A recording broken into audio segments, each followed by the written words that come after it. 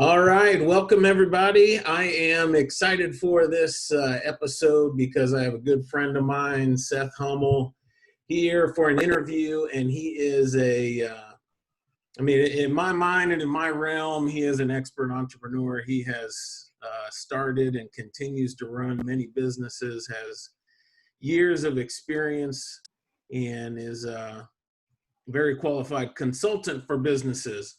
So, welcome, Seth.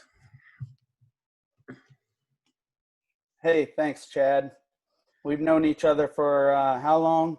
Since I think I first met you in 1990. Yeah, So that's 30 years. it's hard to believe. Um, no, I probably met you before that with Corey, maybe in the 80s. Over 30 years. That's a long time. It is a long time for sure. We're old. No, no, no. Don't go there. That can't be. We're wise and experienced, right? Yep, yep.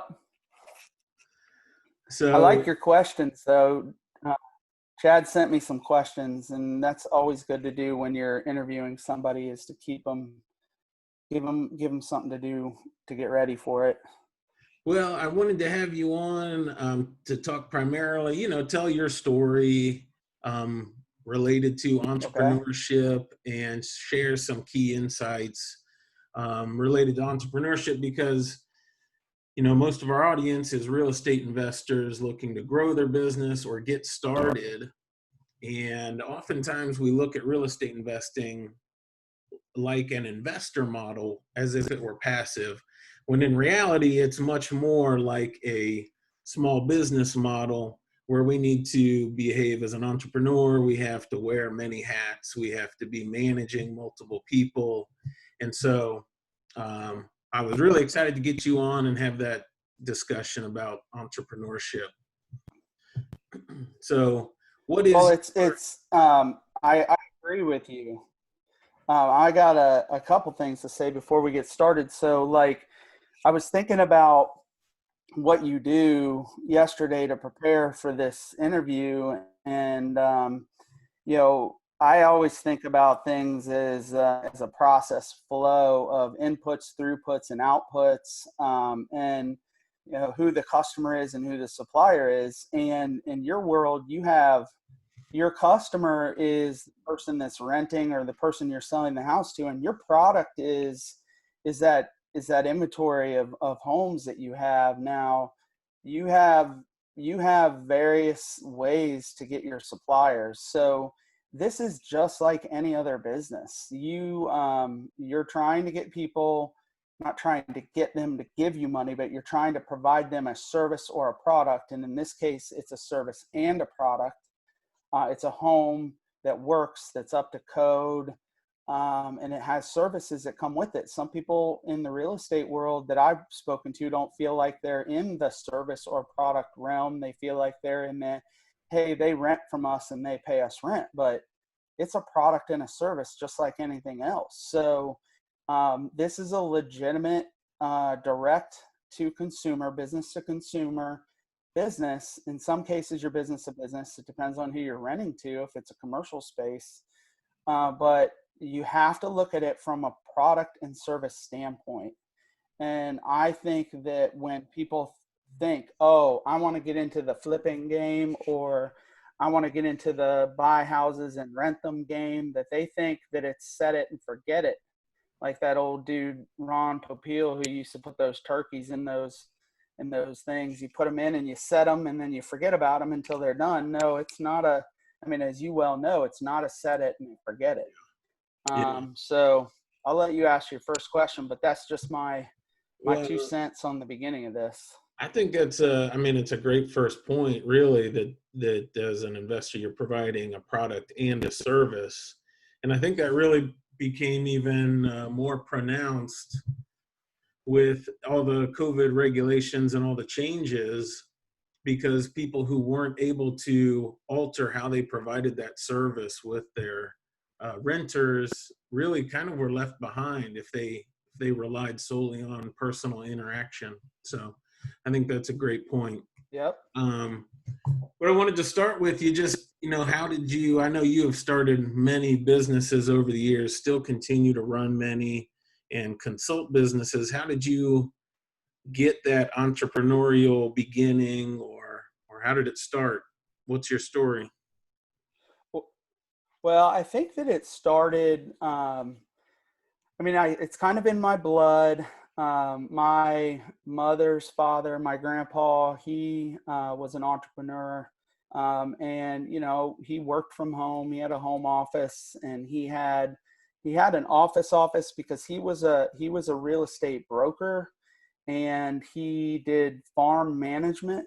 Um, and he had a real estate firm, and just seeing him do what he was doing and going on trips with him, and listening to him talk, I'm sure that it came from that. um, but my first business, I started I was probably around June of 1984. And that would put me at 10 years old. I borrowed $1,000 from my parents, not the Trump thousand. This is like, I didn't get $1,000,000. I got $1,000. My dad, I went with him to Wright Pack Credit Union, and he took out $1,000 line of credit, and he handed me $1,000, and I was 10. And I went to a couple of state sales, and I bought baseball cards. And I had a couple hundred left over, and I set up at a baseball card show at the Holiday Inn on Dryden Road here in Dayton, Ohio. The Holiday Inn right now is shuttered. It's got wood all over it, and it's just junk now. But it used to hold baseball card shows, and I think I turned that $800 plus 200 for setting up and all the stuff you needed. I don't know how much it was, and I have the receipts from it, and I have a logbook. I turned that $800 into like 3 or 4 grand. And I think that was when the juices in my brain started to flow of buy for X and sell for Y. And since then, I think that year I filed my first tax return. I made $35,000 when I was 10. And since then, I've had businesses. I've started 20 of them. I've sold 4. I have 8 currently. And the other 8 that were left either were put to bed by me. They ran their course, like that baseball card business. It ran its course, or they died a miserable, horrible crash and burn death. But that's how you get your street MBA, is you start businesses, and you make mistakes and you learn. And that's kind of what got me to this place. That, and a master's degree, and then studying business systems design and strategic management at MIT doesn't hurt. But that gets you through the grit and the crud, so you make fewer mistakes. It's never perfect. You just make less mistakes, because the watchouts that always pop up, or the initial mistakes that new business professionals or entrepreneurs make, are things that I've already made. So I'm not going to make them again. It's learn from your history, and don't repeat the same mistakes twice is really it. And when it's funny, because when people get greedy, they start making mistakes that they've made before. In this COVID environment that we've been in since the middle of March, I have to watch my step, because I follow Warren Buffett's rule: when people are scared, be greedy. And what he's really talking about is buy it up when they're scared, because when people are scared, the majority of people start dumping properties, cars, possessions, because they want to have cash in their hand. When people are greedy, be scared. So when the market was at its top, I was not spending money other than with you. You and I did a few things, but the market was at its top. So it was good. It was a good time for me to cash out a few things. Had it been a month or two later, what I cashed out and you and I put into those two properties would have been about half as much as it was. So it was good that I was cautious at the top, but it all comes from experience. It comes from watching my parents be entrepreneurs and make mistakes, and it comes from watching them be successful as well. So it's experience, it's wisdom, it's white hair in your beard. That's what it is. Now, you can gain that by listening to people and by getting advice, and that's why people pay me now for my time, because they want to ask questions. So that leads into the consulting type things that I do, and I don't do much of it because I would rather be a salesperson than a consultant. Okay, sure. So, along the years, obviously, it wasn't smooth, right? You had times where businesses Never. were going really well, times where it was a struggle. What was your motivation to keep going? How did they feel about it? Did you have people trying to deter you to just get a stable job? What was that ride like? Yeah, it was never easy. I would say that 2008 and 2009 was tough. I not only was the economy in shambles, I got a divorce, I gained a ton of weight, I got audited by the IRS for like 3 years, so it was like crazy. And uh,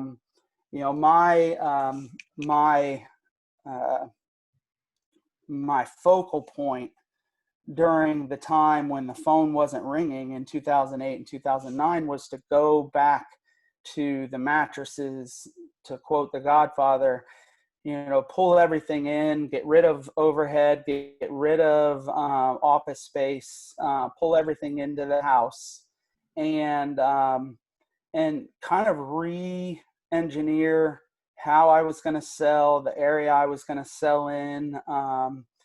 Did a lot of benchmarking on my competitors to see what they were doing, did a lot of reading, did a lot of studying, and essentially I didn't change what I was selling, but I changed my business model in how I was approaching potential customers. So when times are tough and investors, entrepreneurs in your sector have time on their hands, that's the time for them to document their processes, to improve those processes, to look at their business from a business standpoint, at the inside of their business, not look at the outcome. And that's where most people sharpen their knives, is when it's slow. Sharpening your knife when it's slow is the best thing to do, because when it kicks back in, then you're ready. And a lot of people, they Netflix and sit on the couch during COVID, during the shutdown. I've been working 16 hours a day. So many people So understand. the ups and the downs, they're bad, but they're kind of good.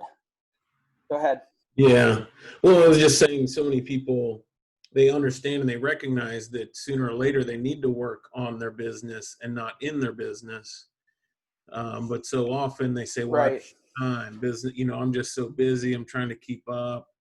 And I mean, that's a good point, that when there's a slowdown or when there's a lull, that doesn't mean your hours should slow down or your effort. That just means that it should be focused on, you finally have time for that, working on the business.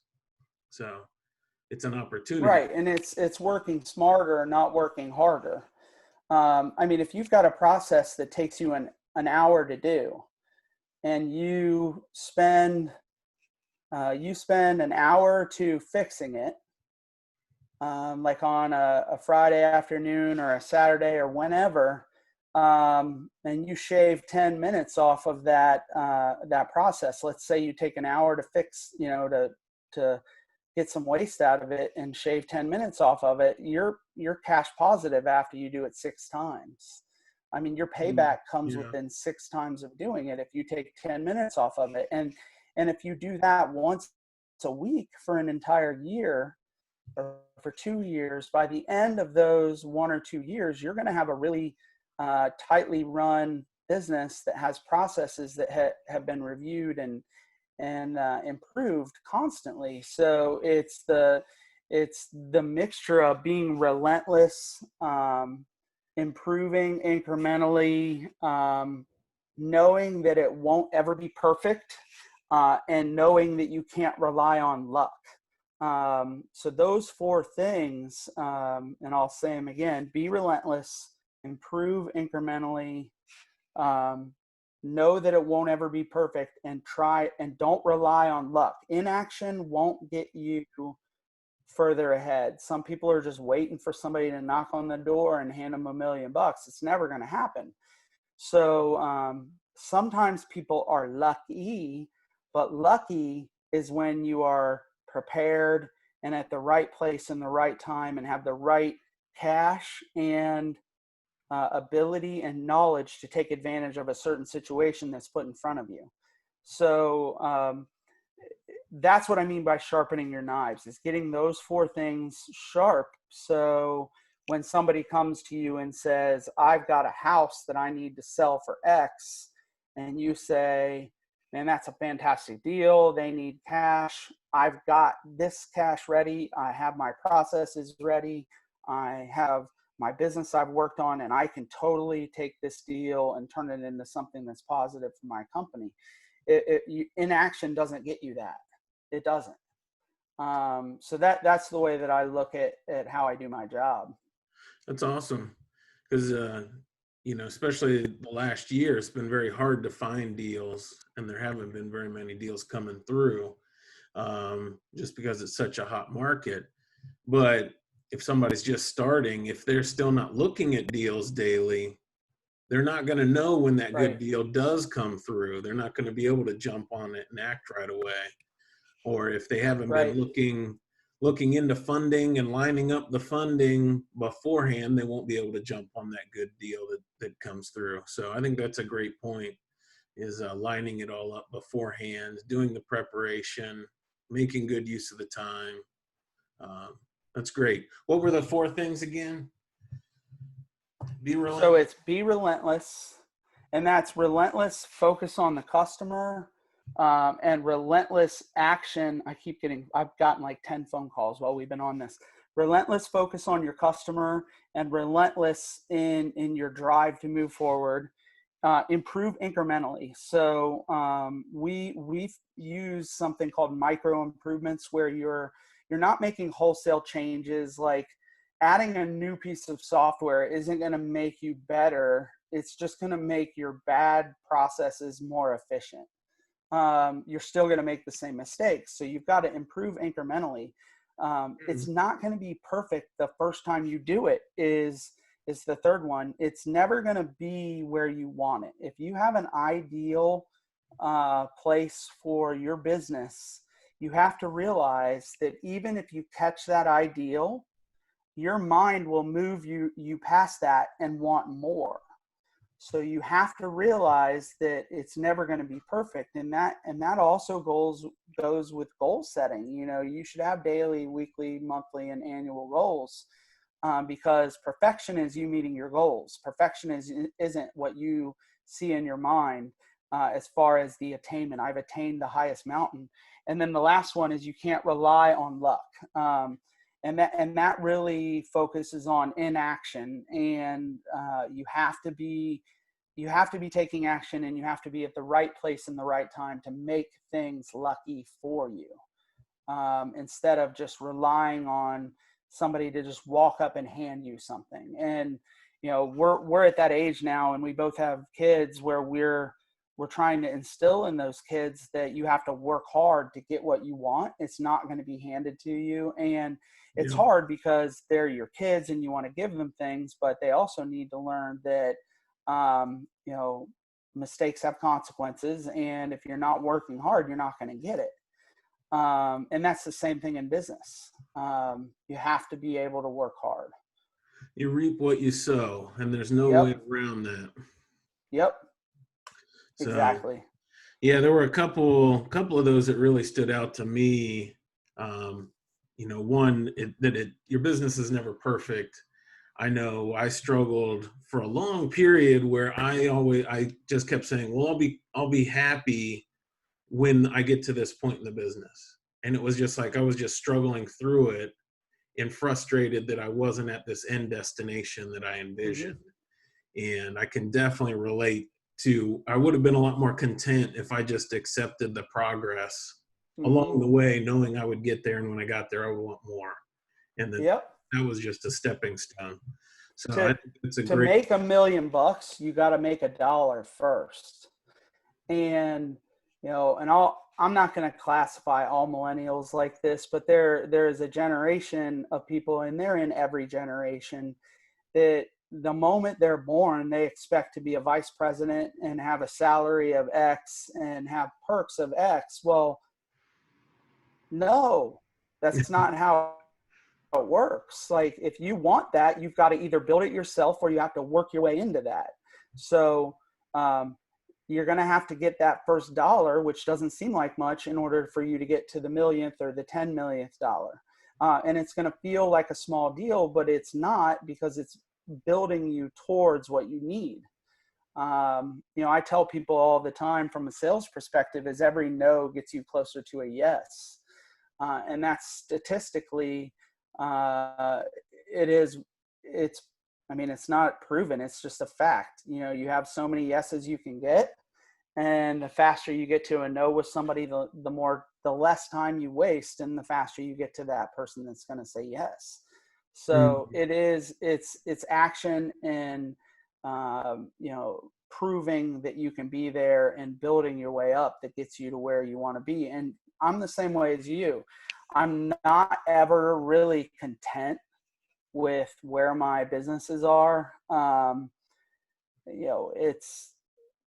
had the same thinking. I'll be happy when this. I'll be happy when this. Well, as soon as I get that, I'm like, man, I need to be at this, and not like, oh, I'm just going to sit back and let things cruise. yeah. I don't know when you get to that place, but it'll be interesting. Maybe when you're done working, but I don't think I'll ever be done. Yeah, I don't foresee ever being done either. I may change what I do or how involved I am, but I'll Right. always be wanting to work and be moving forward. So another one you pointed out there, the being relentless.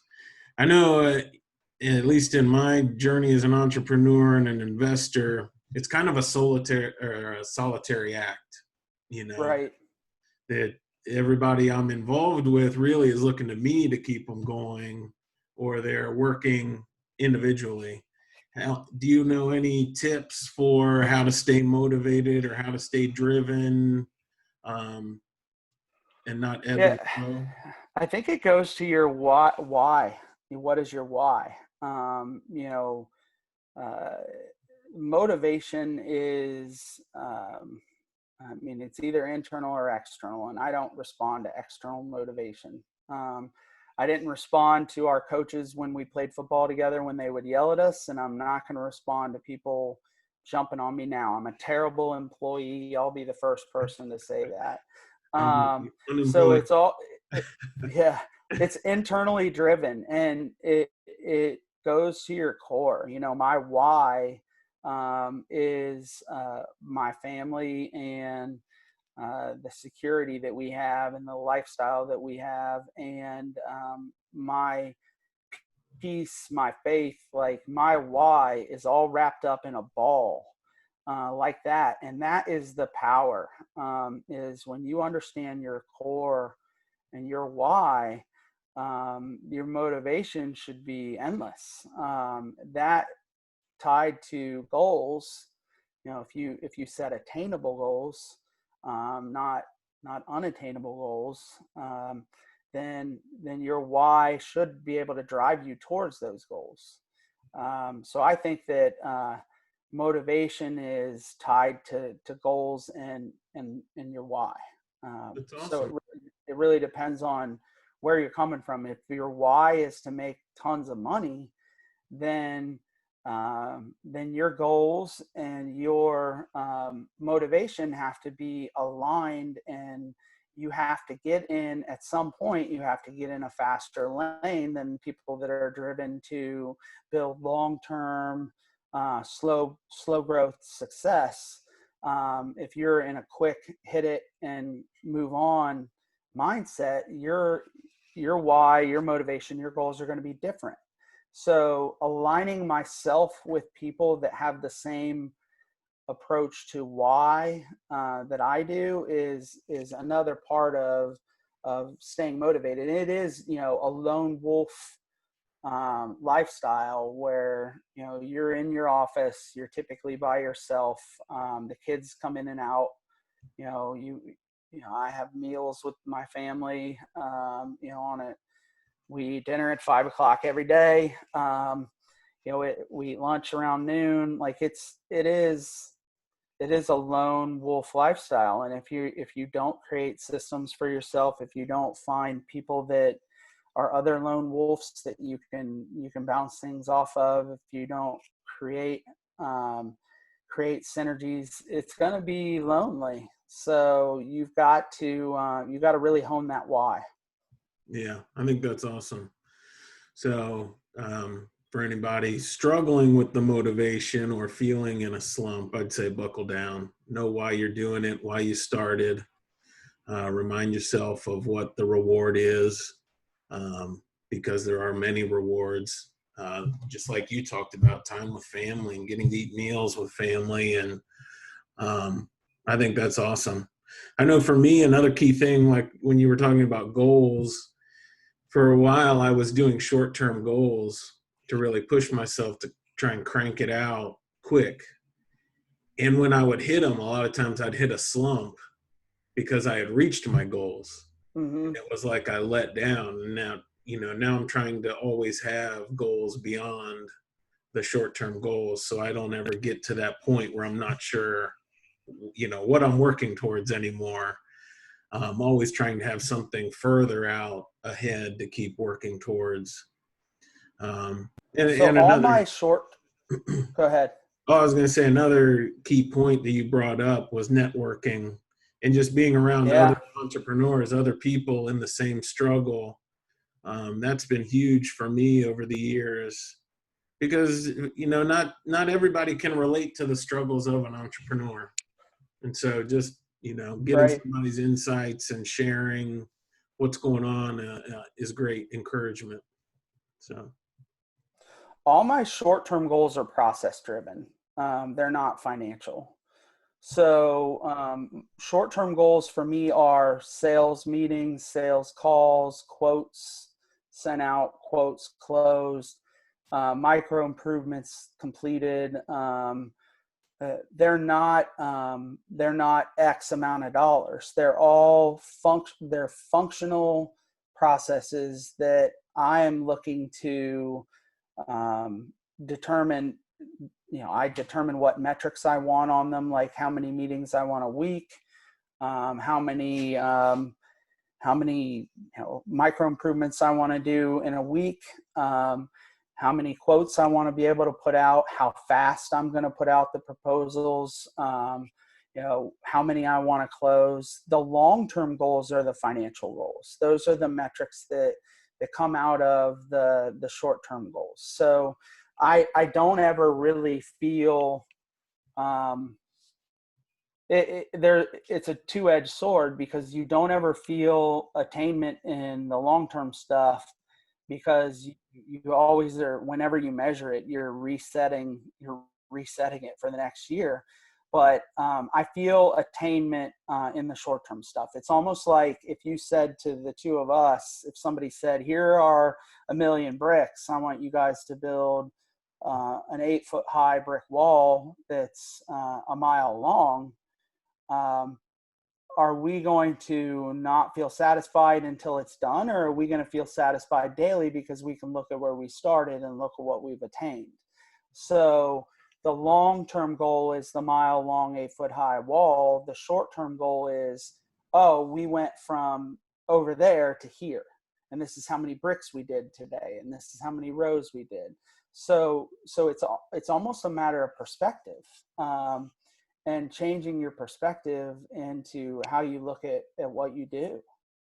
And I spend a lot of time trying to train my muscle. The brain is a muscle, trying to change perspective. And that's key. So it's kind of like, I think that's a huge insight. That's kind of like your long-term goals are the fruit, right? And your short-term goals are the activities. You can't, to get a lot of fruit, if you're raising an orchard, let's say, of apples, you can't focus on the apple. You got to focus on fertilizing the tree and pruning the tree and making sure there aren't insects on the tree. And it's those daily activities that will eventually give you the harvest of the fruit. Yep, it's the daily activities. So I think that's awesome, having your short-term goals be your activities. If you want a certain number of deals, you can't just focus on deals. You have to focus on looking at houses for sale, calling sellers, doing marketing. Those activities will lead to the deals. I think that's a great point. And I think one of the reasons why people may spin their wheels in your industry is because they get caught on one side of the fence. And your industry is a little different than consulting and selling digital products like I do. And I've found that out because over the last 2 months, I've been selling PPE. So your industry is you have to source the product, you have to source it, you have to buy it, and then you can sell it or service it or have somebody use it. If they get stuck on the source side where they don't have inventory and they can't find inventory and they can't get inventory at the right prices, they're never going to get to the product side. So you've got, even with what you do, you have to have micro activities within your activities. You have to have sourcing activities, and you have to have renting and leasing and selling activities. So there's even more of a dichotomy there, that there are inputs, throughputs, and outputs. If people get stuck on the inputs, they're not going to have outputs, and they're definitely not going to do well on the throughputs. So you have to look at it from that approach if you want to divide up what you have to do every day. If you never focus on sourcing, well, how in the world are you going to build up a portfolio of real estate? And then if you find tons of real estate and you never focus on the outputs, how are you going to keep the real estate if you're not making money from it? So there's a balance. Some people divide up that balance with individuals. If you're a lone wolf, you've got to figure out that balance on your own.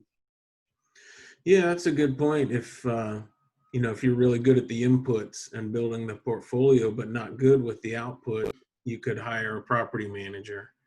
Or if you're good at sourcing deals, but not good at funding deals, you could partner with somebody to provide the funding. Or there are multiple ways to try to solve that.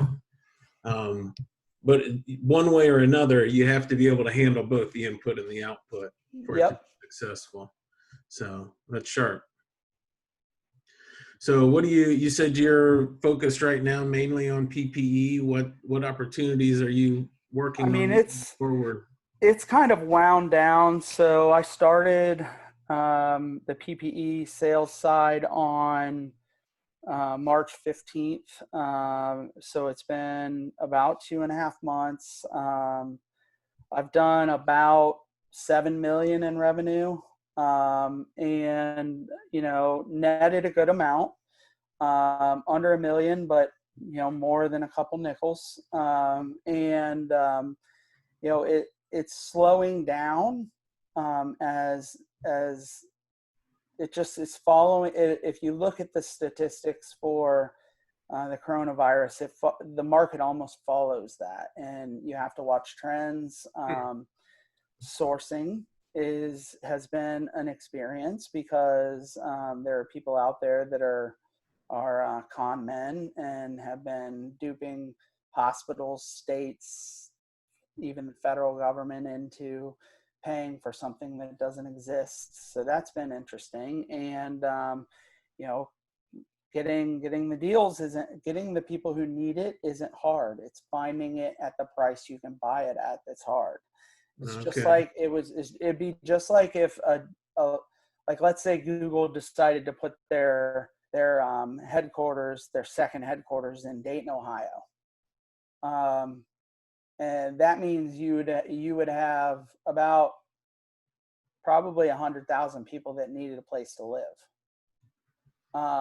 If you had 100,000 people that needed a place to live in this housing market in Dayton, Ohio, you'd run out of inventory in about 5 minutes.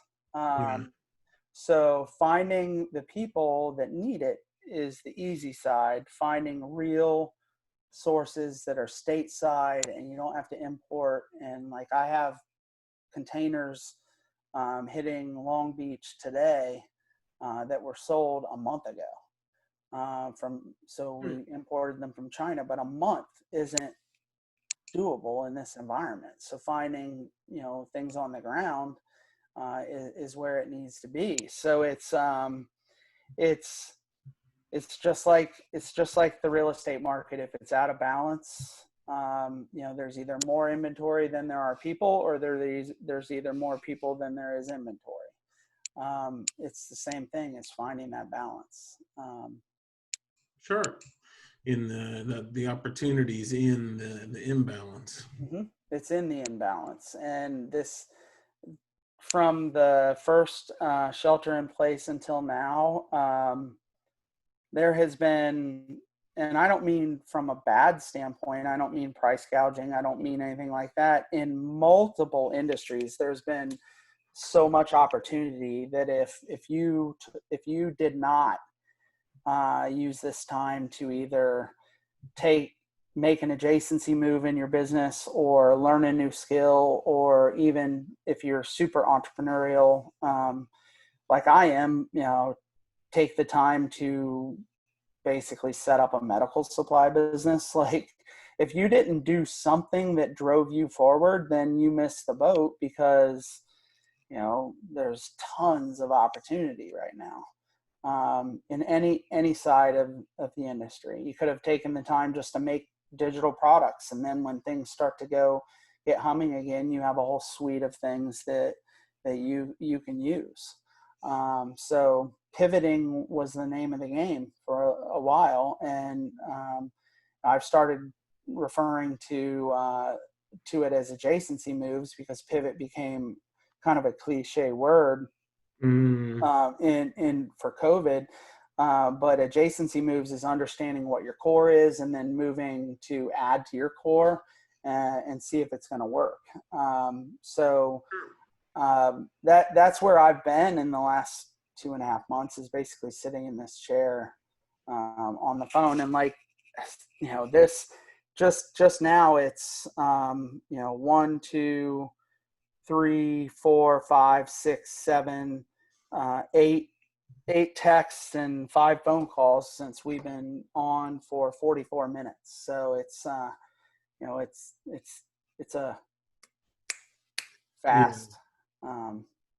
So it's good. It's good though. I mean, it keeps me up, and I do, and I have been slowly transitioning back into my normal, 5 jobs, the normal ones. So I do want to keep driving those forward. Sure.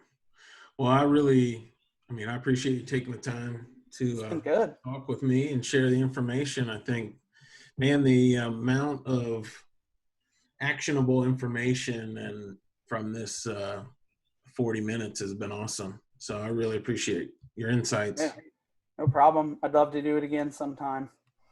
Gladly. Glad to have you. So thanks again, Seth. We'll definitely talk to you soon. All right. Thanks, Chad.